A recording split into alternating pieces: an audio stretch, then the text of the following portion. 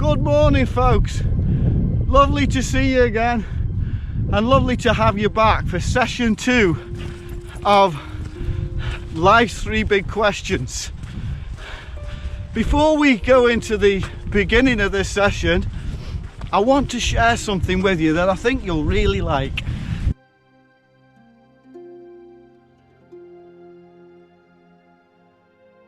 Do you ever remember fetching up coal, maybe from a bunker or down in the cellar? As kids, my sister and myself used to have to take it in turns fetching coal up from the cellar, and we both hated it because it was dark and gloomy and eerie down there. Well, the other day I went down into my mum and dad's cellar. I was just rooting around for just like old stuff, and while I was down there I came across this here. Now I'm going to show it to you and I want you to guess what it is. Really, you should guess it straight away. There it is. Did you guess what it is?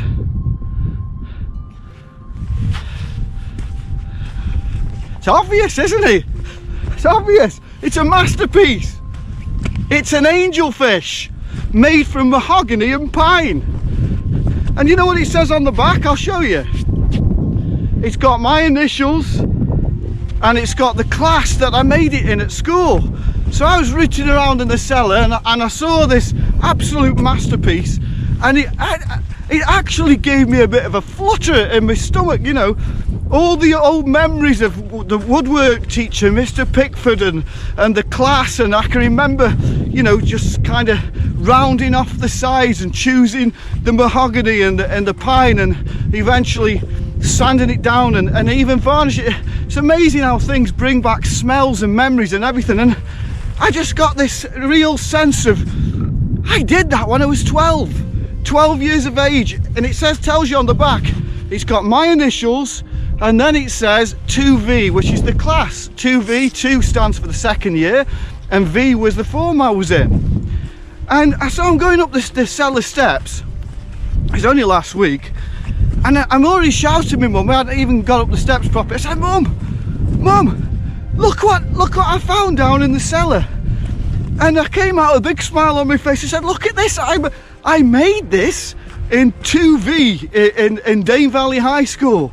And my mum said, I never chuck anything like that away.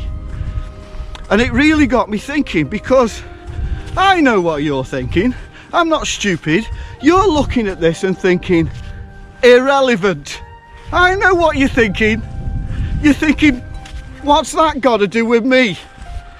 And you're right in thinking that. What really has it got to do with you? I made it. But it has an emotional attachment to me. I made it. It's got my signature on the back, and it also tells me the time that I made it. The only other person that had a kind of an emotional attachment to it was somebody in my family, my mother. And apart from that, apart from perhaps people in the family, who would care about what this is and who made it? Nobody. And I think that's very much what it's like with creation. When you read the book of Genesis, the first book in the Bible, it begins with the words, in the beginning God created the heavens and the earth. It tells you right at the beginning of the book. It doesn't tell you who God is. It doesn't say God is love, or God is merciful, or God is kind, or God is joyful or compassionate. It doesn't say any of those things. It doesn't actually tell us anything about him. It tells us what he did. The very first verse in the Bible doesn't tell us about God, it tells us what God did. The first thing that the author of the Bible wants us to know is, in the beginning, God created the heavens and the earth. But it doesn't just finish there. It goes on, and every day of his creation, you get this term saying, and it was good. It was good. Now, when I look at this, folks, I look at it and think, you know what? I was only 12, and you get this sense of satisfaction. Which way am I going here? I'm getting a bit lost. I'm in the woods here now, folks. I'm in the woods. You get this sense of satisfaction. And in Genesis chapter 1 it says, and it was good. And he made the land and the sea, and he began to make the plants and all the various species. And it says, and it was good, and it was good, and it was good. And then right at the end of the creation, it says, and it was very good. It was very good. So there's a real sense in Genesis chapter 1 of two things. Number one, that the author wants to get across to us not who God is, but what God did. That's the first thing. And the second thing that the author wants to get across to us is that the God that made it said not only that it was good, but when he got to the end of it, he said it's very good. And there are two kinds of people that appreciate it, or rather two beings that appreciate it. There is God, and just like my mum, she was somebody in my family that appreciated this. There's God's family. There's God's family. There is God, and there's God's family. And they are the two living beings, if you like, that really appreciate this creation that we belong in. So before we go any further, I want to ask you two questions, and I want you to rate your answers out of 10 on a scale of 1 to 10. 1 being not really important at all, in fact totally unimportant. 5 being moderately important. 7 being, let's say, important. I mean important. And 10 being absolutely vital. So I'm going to give you the two questions. On a scale of 1 to 10, how important do you think it is for the author of the Bible to communicate to the reader that he created everything? Press the pause button now.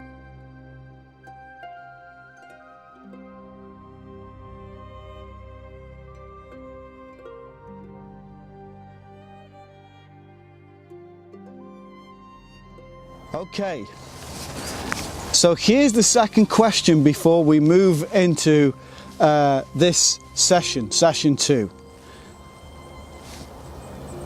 David said, "The heavens declare the glory of God, and the skies proclaim the works of his hand."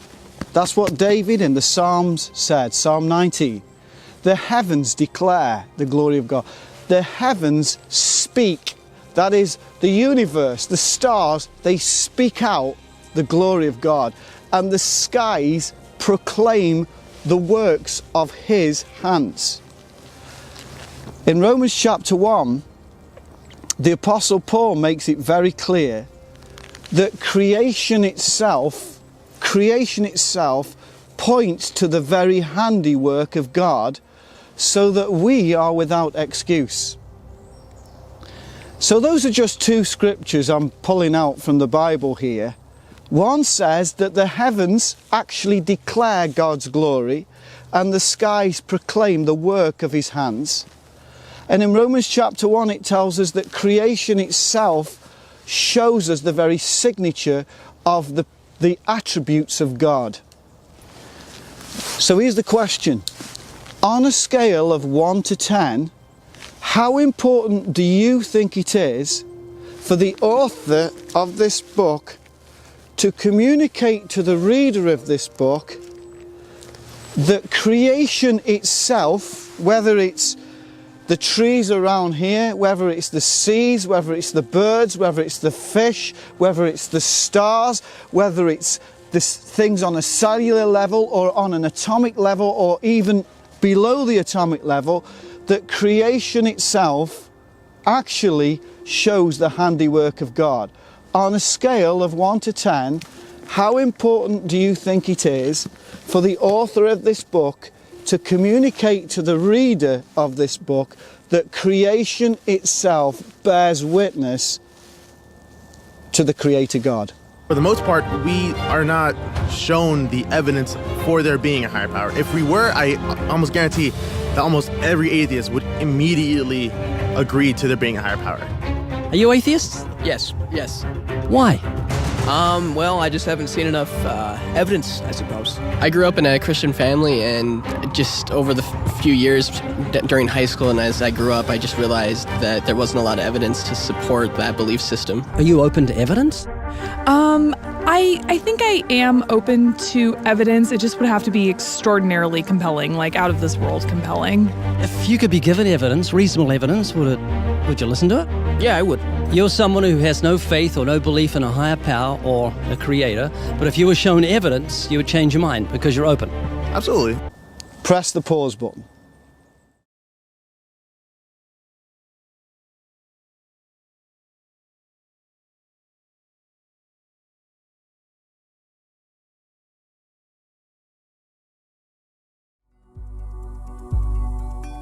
How did the universe begin?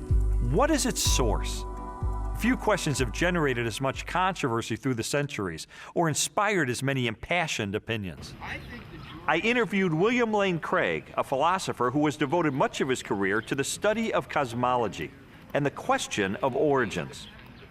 From ancient Greek materialism at the time of Plato and Aristotle up through 19th century idealism, the prevailing view was that the universe is eternal, that the universe never began to exist, that the universe as a whole is, as it were, a static, timeless entity.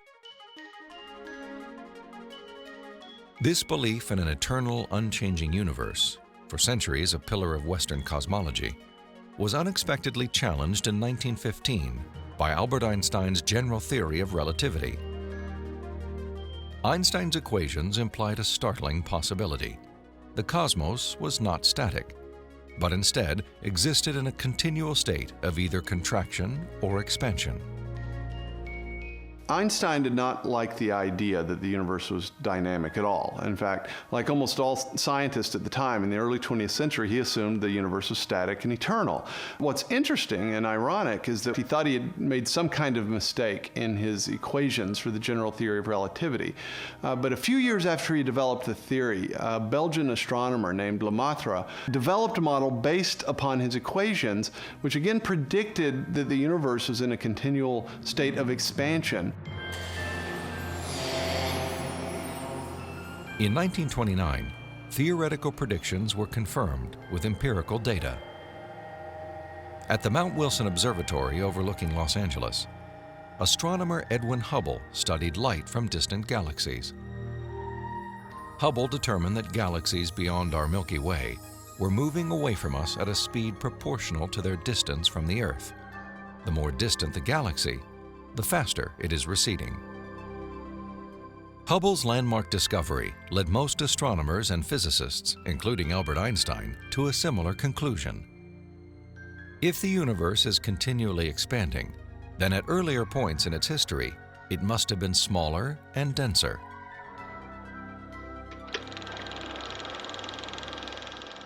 I think a good way to visualize this is to imagine that the history of the universe has somehow been photographed and made into a movie that we could play on a projector.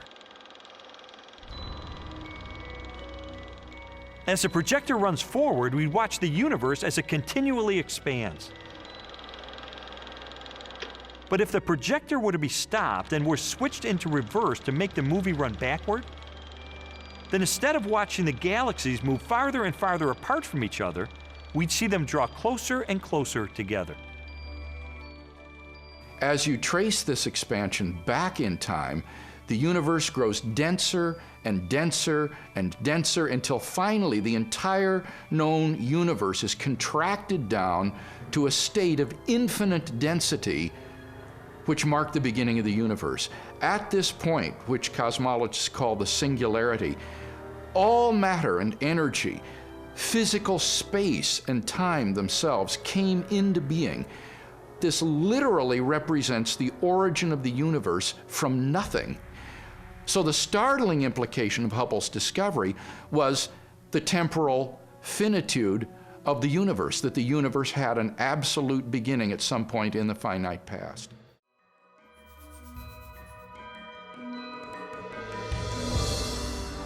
This evidence for a finite universe has reaffirmed the conclusion of an ancient philosophical deduction. It is called the Kalam cosmological argument. The Kalam argument is deceptively simple in its formulation. It consists of basically 3 steps. Premise 1 is that whatever begins to exist has a cause. Something cannot come into being uncaused out of absolutely nothing. Premise 2 is that the universe began to exist. And the remarkable development that has occurred is that for the first time, we now have solid scientific evidence for the truth of that second premise, that the universe began to exist. And from those 2 premises, it follows logically, therefore, the universe has a cause of its existence. Whatever begins to exist has a cause. The universe began to exist, therefore the universe has a cause of its existence. And that points to a reality beyond the universe, a transcendent reality beyond space and time, and therefore non-physical and immaterial, which created the universe out of nothing and brought it into being.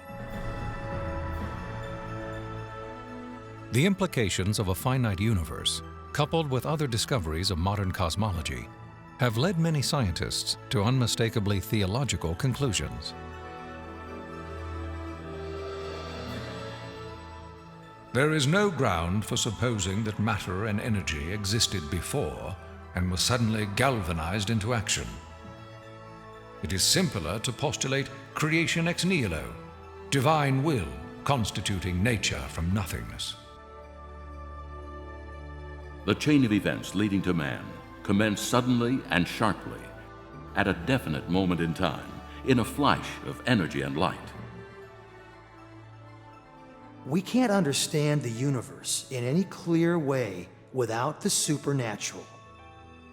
Supernatural creation of the universe in a flash of energy and light.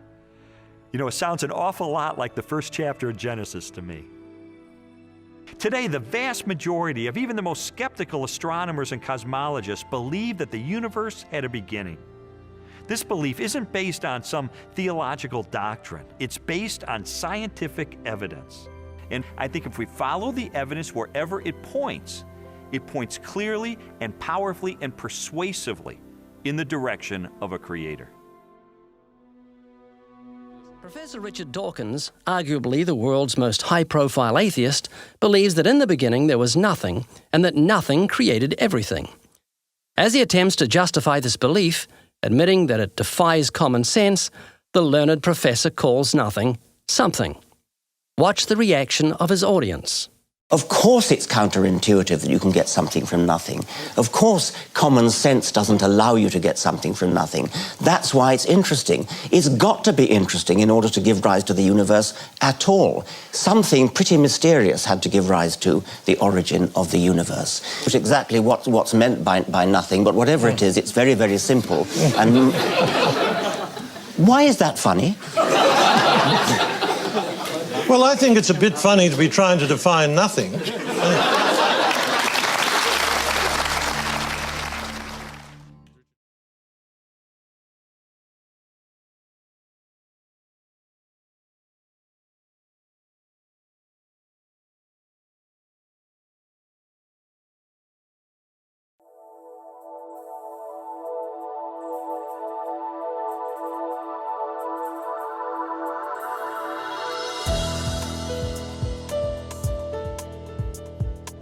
This is the location of one of the most intriguing scientific experiments of recent decades.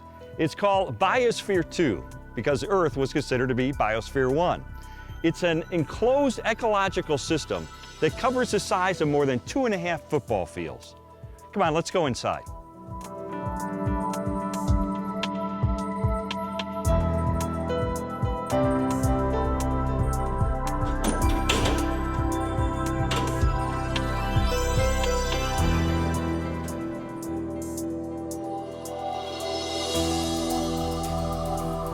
The 8 bionauts entered the biosphere with the intention of spending 24 months in this enclosed world. Inside, they found an ocean complete with coral reef. They found wetlands, a rainforest, a grassland area, an agricultural area. The plan was that they would breathe the oxygen that the plants produced, that they would eat the food that they grew in their own gardens, that they would recycle everything in sort of a self-sustaining way, as if they were living in a settlement on the moon or on Mars. The question was whether scientists really could create a terrarium in which human beings could live for long periods of time.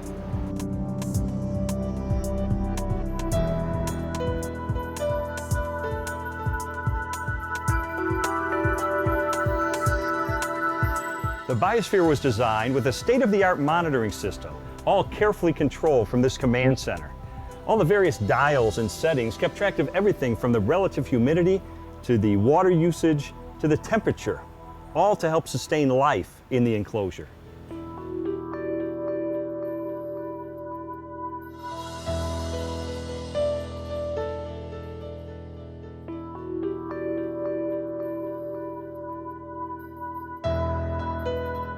Well, things didn't actually turn out the way they planned. The bionauts couldn't quite grow enough food to keep themselves fully fed. The oxygen began to go down to dangerously low levels. The carbon dioxide level began to fluctuate wildly. The pollinating insects all died off, and so on.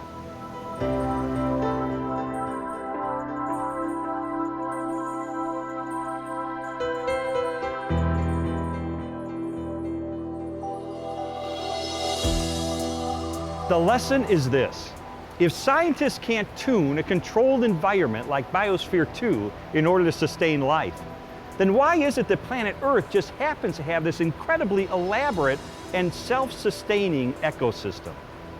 And beyond that, how is it that the numbers of the universe, the physics of the universe, are calibrated on a razor's edge so that life can exist? Is all of this a mere accident? Or is it evidence that points toward an intelligent designer?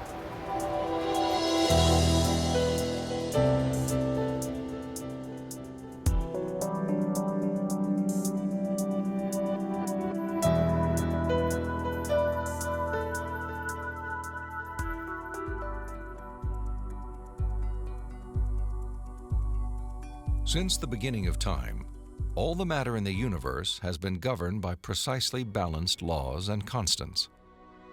During an interview with Robin Collins, a philosopher with degrees in mathematics and physics, Strobel learned how these laws offer compelling evidence for a creator and conspire to make the universe habitable for life. The laws of physics are balanced on a razor's edge for life to occur. For example, if you didn't have something like gravity that pulled matter together, you would never get planets, you wouldn't get stars, you wouldn't get any complex organisms. If you didn't have the strong nuclear force, there would be nothing to hold protons and neutrons together in the nucleus. And so you wouldn't have any atoms, so no chemistry. If you didn't have the electromagnetic force, you would have no bonding between chemicals. You'd have no light, and the list goes on. So you need all these sorts of fundamental principles have to be in place in order for life to occur. Wipe out one of those principles, wipe out one of those laws, no life. Strobel learned that life also hinges on the precise strengths and relative values of many different physical constants. One example of this fine-tuning is the force of gravity. Imagine a ruler divided up into 1-inch increments and then stretched across the entire universe, a distance of some 14 billion light years. For the purposes of illustration, the ruler represents the possible range for gravity.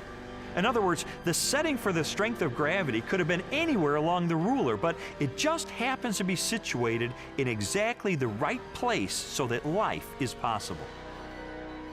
Now, if you were to change the force of gravity by moving the setting just 1 inch compared to the entire width of the universe, the effect on life would be catastrophic.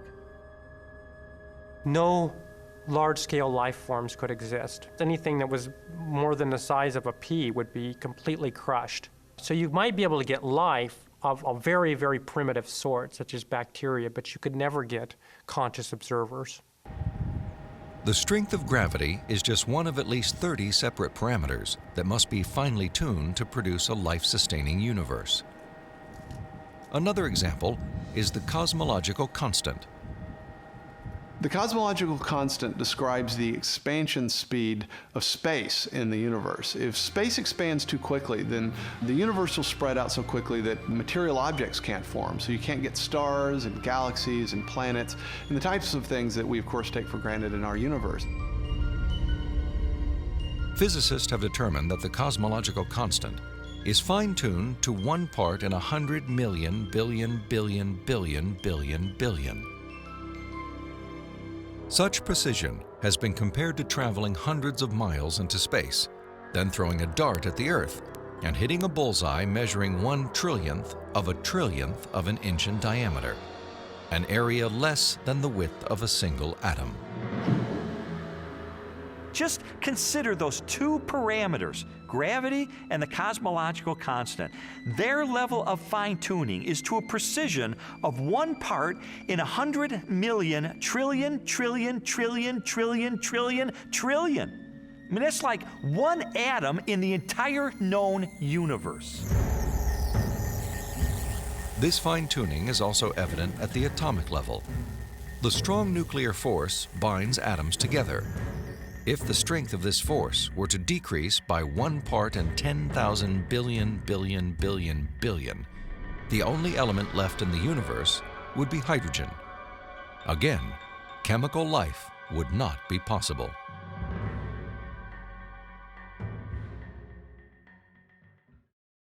The fine-tuning of the laws and forces of physics is so precise that few theorists are comfortable invoking mere chance as an explanation.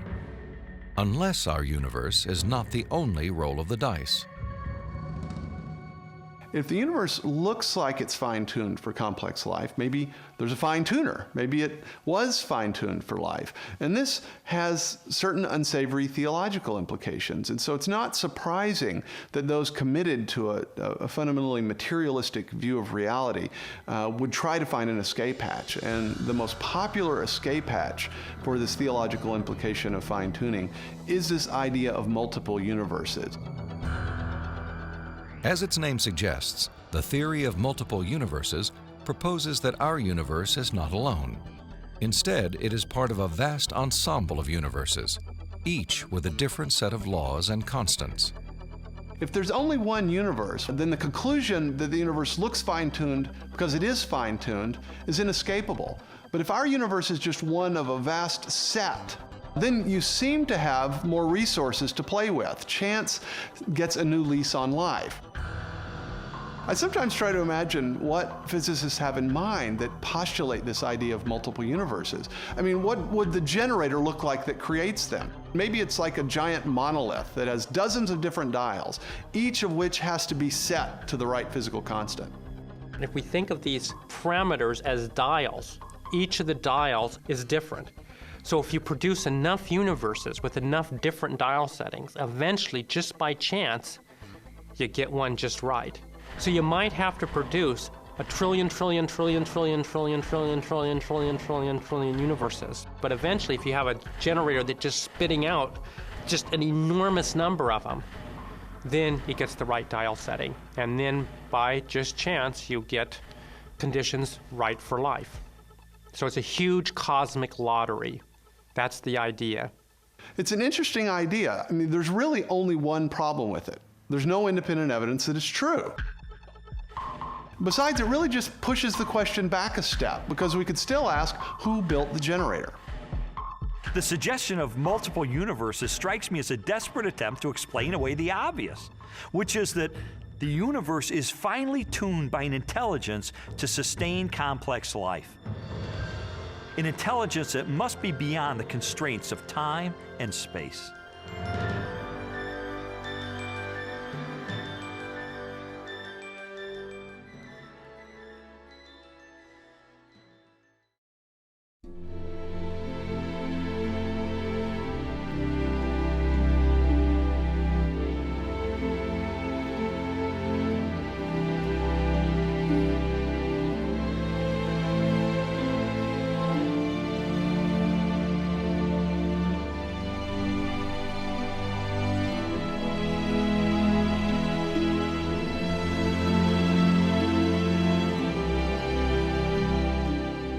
Today, this human terrarium that costs more than $150 million to build is being leased by the University of Arizona for use in climate research. They're paying 28 cents a day for the privilege. In a sense, Biosphere 2 is an expensive lesson in how incredibly difficult it is to create an environment that's suitable for life. In fact, my opinion is if we combine the evidence for the fine-tuning of the cosmos plus the evidence for cosmology, I think you've got a good case right there for the existence of a creator. And I'm not alone. Vera Kisiakowski, former president of the Association of Women in Science, professor emeritus of physics at MIT, put it this way: the exquisite order displayed by our scientific understanding of the physical world calls for the divine. Do you agree? Where at this stage in our studies would you say the arrow is most powerfully pointing, toward or away from a creator?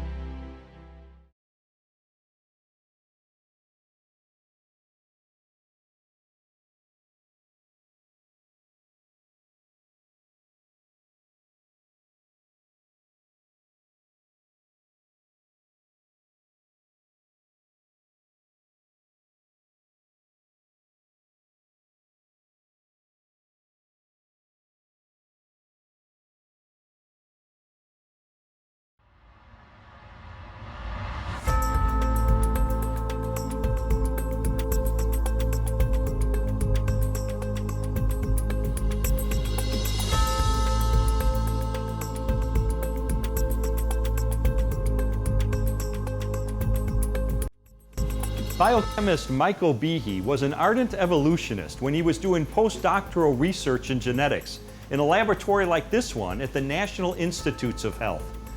One day he and a colleague were discussing what it would have taken for life to have developed purely by naturalistic means. They began to list the complex and interrelated parts that would have been necessary even for the most primitive cell. Things like proteins, some sort of basic genetic material, a membrane, and so on. And then they looked at each other and said, nah. I mean, they concluded that there's just no way life could have sprung into existence unaided. Later, Dr. Behe read a critique of neo-Darwinism written by an agnostic geneticist by the name of Michael Denton. Before then, Dr. Behe thought that only religious nuts questioned Darwinism, but now he wasn't so sure. Today, Dr. Behe is a professor of biochemistry at Lehigh University. Through the years, he's discovered that some of the biggest challenges to Darwinism, as well as some of the strongest evidence for a creator, can be found in something very, very the living cell.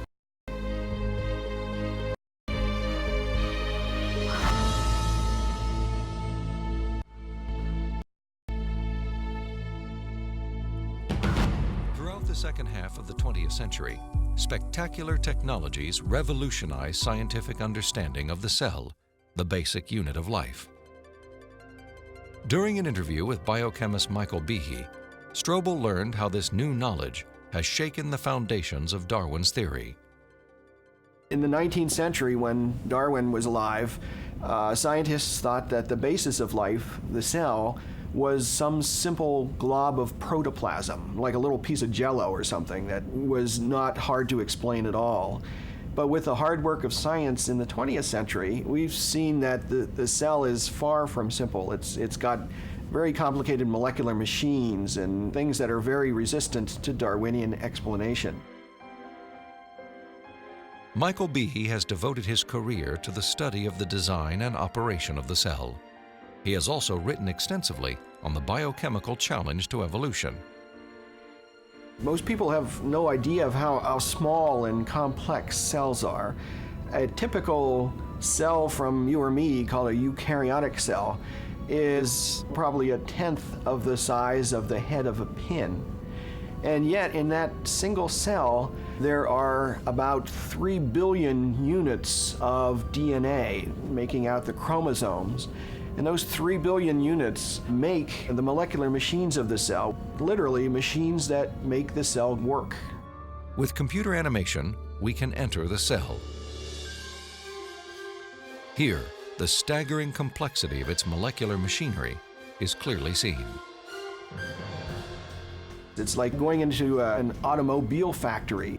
The factory has a large number of machines. The parts have to fit together in very specific ways to do their jobs, and if things go wrong, the cell is in big trouble.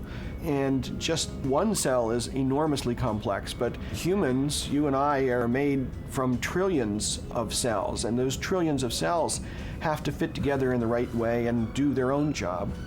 Darwinism was a lot more plausible when we were thinking about globs of protoplasm than it is when we're thinking about molecular machines.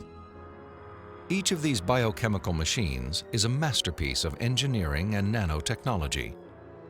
They are essential to functions as vital and diverse as vision, photosynthesis, and the production of energy in the cell. Michael Behe has studied several of these machines, including the flagellum, a remarkable rotary motor. I remember the first time I looked in a biochemistry textbook and I saw a drawing of something called a bacterial flagellum with all of its parts in all of its glory. It had a propeller and the hook region and the drive shaft and the motor. And I looked at that and I said, that's an outboard motor. That's designed, you know, that's no chance assemblage of parts.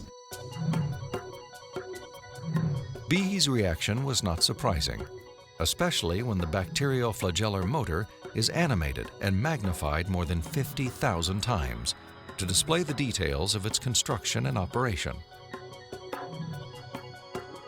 Howard Berg at Harvard has labeled it the most efficient machine in the universe.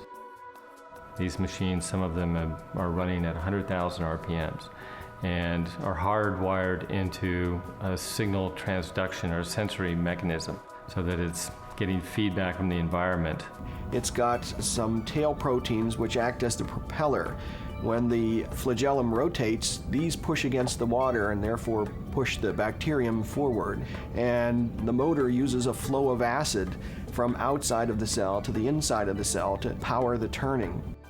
The bacterial flagellum has 2 gears, forward and reverse, water-cooled, proton motive force. It has a stator, it has a rotor, it has a U-joint, it has a drive shaft, it has a propeller. It's not convenient that we give them these names. That's truly their function. In all, about 40 different protein parts are required to build a flagellar motor. Half of them are constructor proteins, specialized mechanisms that assemble the flagellum's individual components. Since its discovery, biologists have tried to understand how a machine of such superb design could have arisen gradually, without foresight or plan, through the biological pathway Darwin envisioned. I think what Darwin was trying to show was that things that look designed aren't really designed, but that we can find naturalistic processes to account for the complexity of life.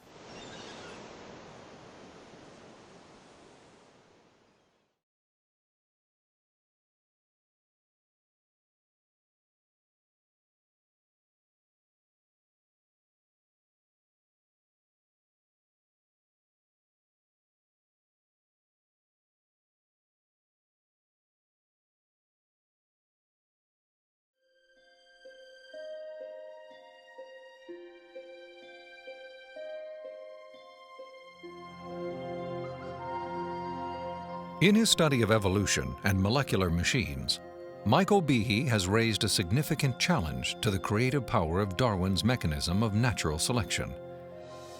It is called irreducible complexity.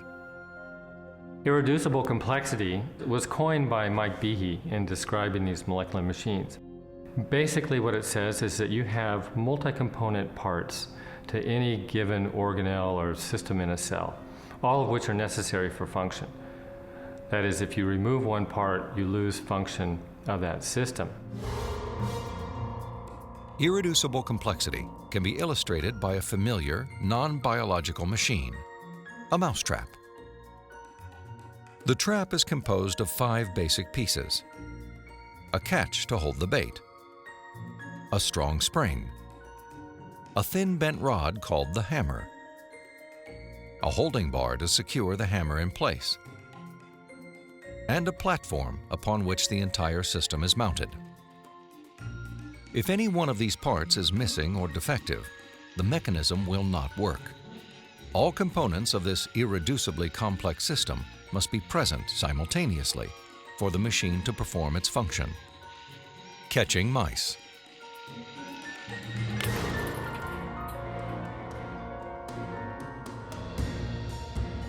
The concept of irreducible complexity also applies to biological machines, including the bacterial flagellum. All told, there are about 40 different protein parts which are necessary for this machine to work. And if any of those parts are missing, then either you get a flagellum that doesn't work because it's missing the hook or it's missing the drive shaft or whatever, or it doesn't even get built within the cell.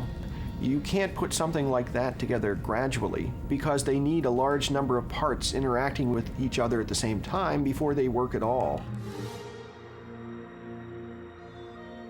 Without the tools to observe the machinery of the cell, and long before the idea of irreducible complexity, Charles Darwin offered a way to test his own theory. In Origin of Species, he wrote, "If it could be demonstrated that any complex organ existed, which could not possibly have been formed by numerous, successive, slight modifications, my theory would absolutely break down." Darwin acknowledged that if someone identified a biological system that could not have been constructed in incremental steps over long periods of time, then his theory would be invalid. And what Michael Behe and others have discovered is the existence of biological machinery that cannot be explained away by Darwinian processes. Darwin's failed predictions have in fact falsified his own theory.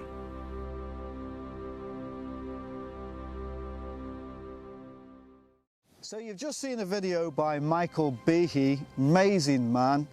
And Michael Behe is one of many scientists at the time that began to look at these tiny little molecular machines inside of the cell. And what they realized with these tiny microscopic molecular machines is that they were so simple that if you were to take one single component away from that molecular machine, the entire machine would cease to function.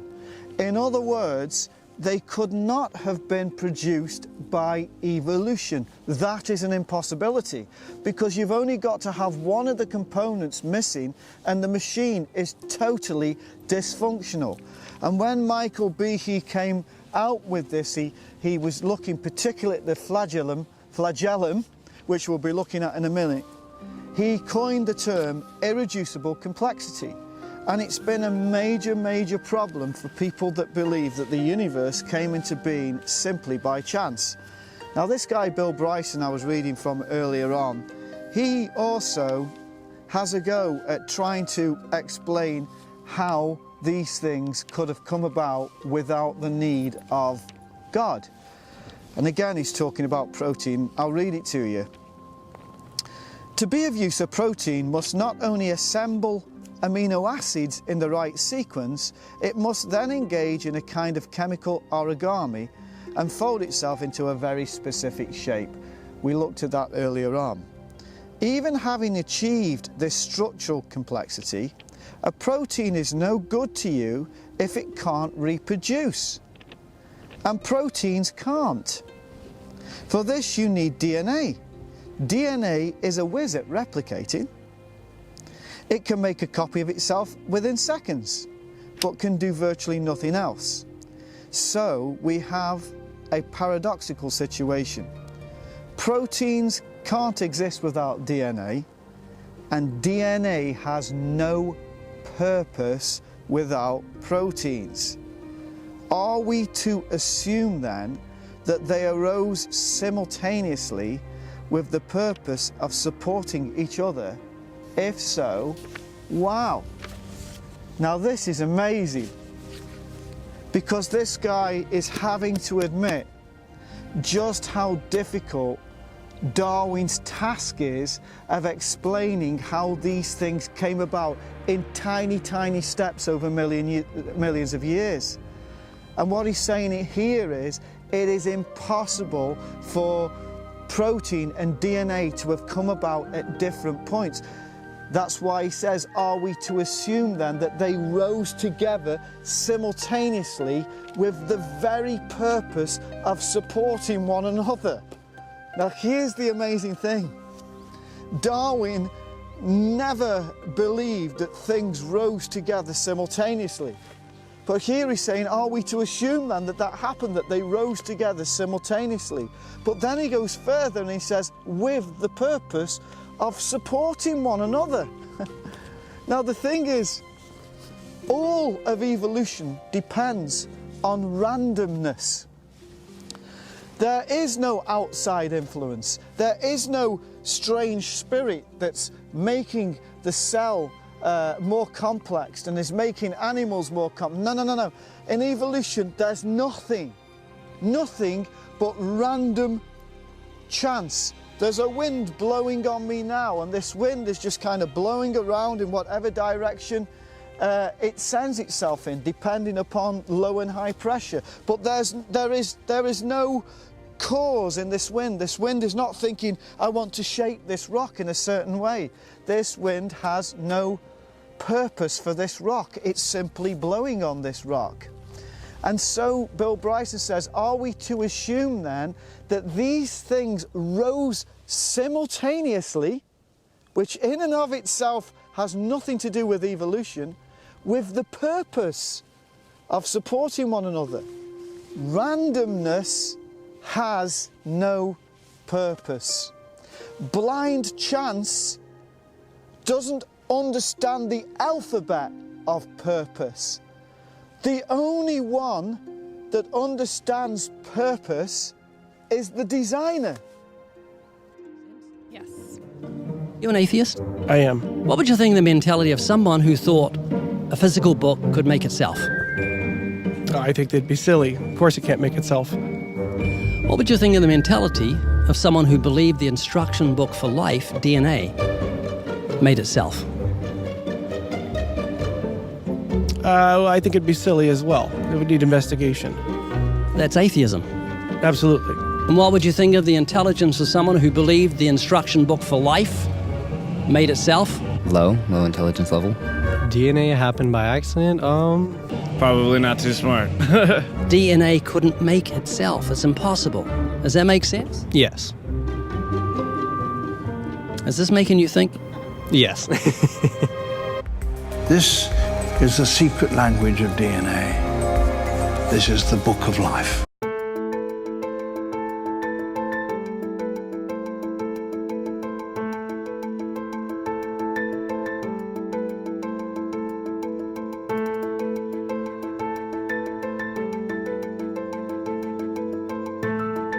Dr. Behe made a very interesting observation at the end of our time together.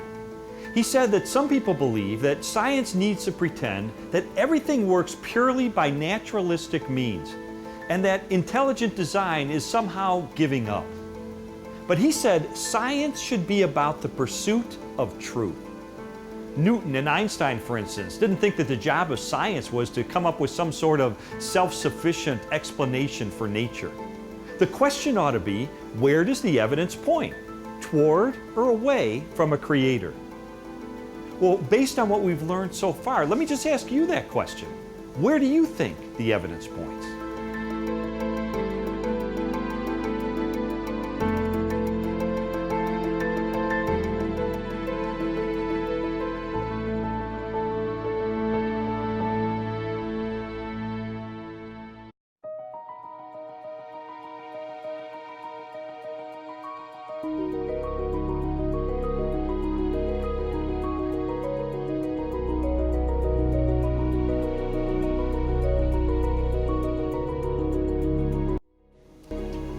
In 1953, Dr. Francis Crick came home and told his wife that he and a colleague had discovered the secret of life, and she didn't believe him.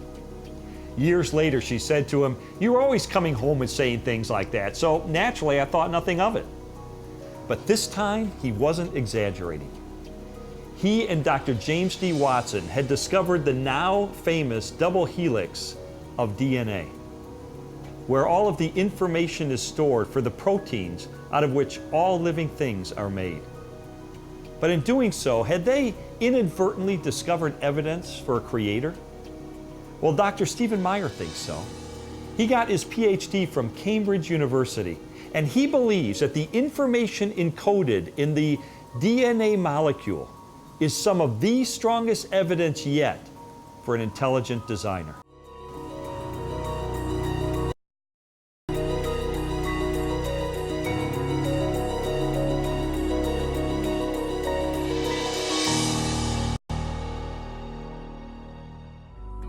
The existence of complex biological machines raises an obvious question. If natural selection wasn't the agent of their construction, then what was? The centerpiece of my investigation was an interview with philosopher of science, Dr. Stephen Meyer. Meyer, who holds a PhD from Cambridge University, brought me face to face with the most efficient information processing system in the universe. The DNA molecule and its language of life. The discovery of the information-bearing properties of DNA and RNA is a fundamental challenge to all materialistic theories of the origin of life. Neo-Darwinism and its associated theories of chemical evolution and the like will not be able to survive the biology of the information age, the biology of the 21st century. Meyer's conclusions are based upon his understanding of the DNA molecule and the genetic instructions that are locked within the nucleus of living cells. In 1953, when Watson and Crick elucidated the structure of the DNA molecule, they discovered that DNA was a carrier of genetic information in the form of a 4-character digital code. That is to say that DNA functions like a software program, only more complex than anyone has ever created or devised. For a biological system to run and operate, it needs genetic information to build the proteins and protein machines that cause the cells to maintain their function. This information is stored in a precise arrangement of 4 chemicals that scientists represent with the letters A, C, T, and G. Sequences of these chemicals provide the instructions necessary to assemble complex protein molecules that in turn help form structures as diverse as eyes, legs, wings, and hearts. This code has been called the language of life, and it is the most densely packed and elaborately detailed assembly of information in the known universe. Geneticist Michael Denton has estimated that the amount of biological information necessary to build all of the proteins in all of the species of organisms that have ever existed on planet Earth could be held in a single teaspoon. And we'd still have room left over for all of the information contained in every book ever written. The more I learned about DNA, the more I understood the significance of what Stephen Meyer called the most fundamental question facing biology today. Where did the information in DNA come from? How did it arise in the first place? Well, lots of people have wanted to explain the origin of information by reference to the laws of physics and chemistry or by reference to the chemical properties of the constituent parts of the DNA. But that would be like saying that you could explain the information in this morning's New York Times headline by reference to the physics and chemistry of ink bonding to paper. There is a chemical explanation as to why the ink sticks to the paper, but that does not explain the way the ink got arranged to convey a message that could be understood by speakers of the English language. Information requires a material medium, but it transcends the material medium.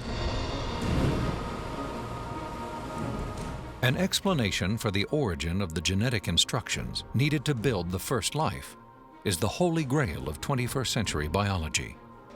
Theories proposing that this information arose through natural selection acting upon non-living molecules, or the self-organizing power of chemicals in a primordial soup, have repeatedly failed.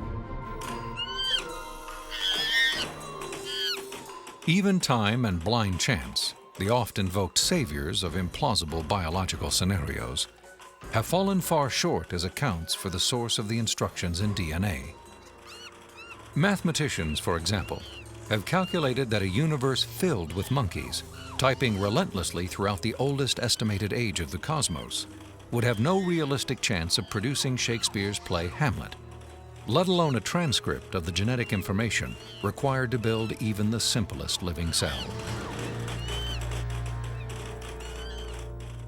Based on our uniform and repeated experience, which is the basis of all scientific reasoning about the past, there is only one known cause for the origin of information, and that cause is intelligence.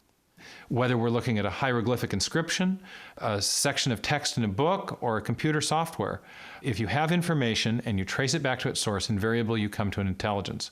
Therefore, when you find information inscribed along the backbone of the DNA molecule in the cell, the most rational inference, based on our repeated experience, is that an intelligence of some kind played a role in the origin of that information. The implications of the scientific evidence, coupled with Meyer's logic, are profound.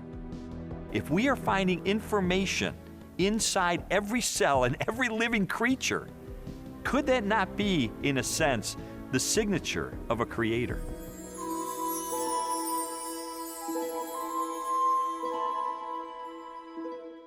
Do you believe the instruction book for life happened by chance? No. So it couldn't happen by chance, could it? No. So where did the intelligent information to selectively arrange the building blocks of DNA come from?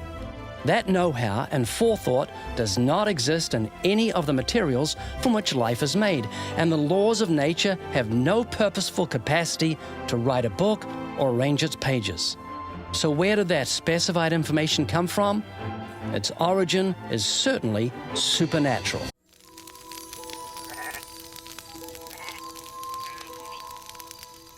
"30 centuries before science unlocked the mysteries of genetic information, or a telescope probed billions of light years into space, the Hebrew shepherd and poet David wrote eloquently of a creator who revealed his existence and power through all that he had made.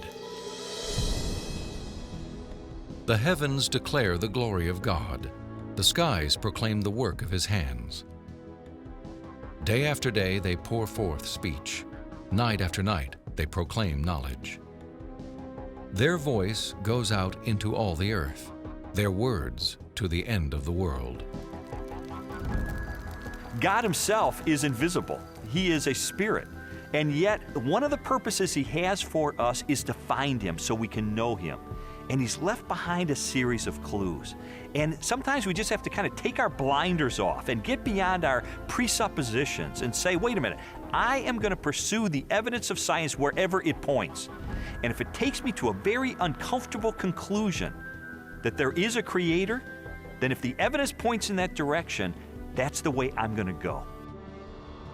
40 years ago, a lecturer in a high school biology class convinced an inquisitive 14-year-old freshman that there was no God. Ironically, years later, it was an open-minded investigation of scientific evidence that led Lee Strobel to belief in a creator. One of the most interesting things I've learned as I've gone on this journey of scientific discovery has been that you don't have to commit intellectual suicide to come to the conclusion that there is an intelligent designer. Because today, science is pointing more directly and more powerfully toward a creator than any other time in the history of the world. I was trained in journalism and law to respond to truth. I had to take a step of faith in the same direction that evidence is flowing, which is logical and rational. We do that every day of our life. We make steps of faith based on the evidence that we perceive.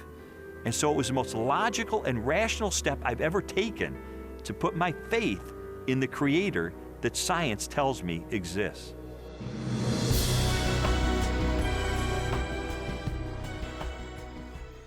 The blood. You know something? I don't even want to get any older. I hope I get enough guts to get myself out of this stinking planet. You gonna kill yourself? Yeah, I'd like to. Please don't do that, Richard. Oh, no. If I You've got worth. You've got worth. There's a reason for your existence. Am I anymore? I can't.